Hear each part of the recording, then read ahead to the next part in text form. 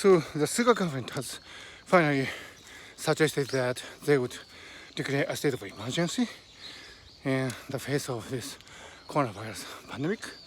And earlier, the governors of Tokyo, Kanagawa, Saitama, and Chiba requested Mr. Suga to issue the state of emergency, which was considered by many as a clever political strategy by Governor Yuriko Koike of Tokyo, because she is known to be a Machiavellist in the good sense and the bad sense. And Mr.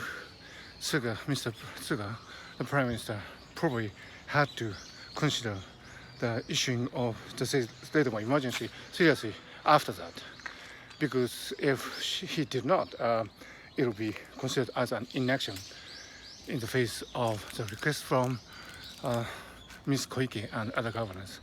But interestingly, so Mr. Suga is in the middle of New Year's press conference, but before I came out of my house to run, he did not mention any word about state of emergency. Maybe he would give answers and questions and answers, and in that maybe he might refer to the issuing of state of emergency. But what is interesting is that although this is a state of emergency, it doesn't appear that the government sees it an emergency to state it, because it is taking time to consider the details, and which is very characteristic of the Japan's bureaucratic system.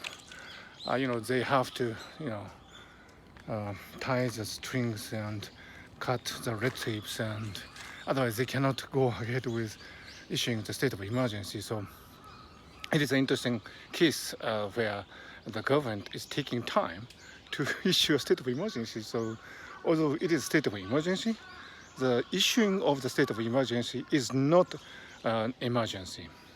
Welcome to the wonderful world of Japanese politics. And I am a Japanese resident, proud Japanese resident, and a proud Tokyo resident.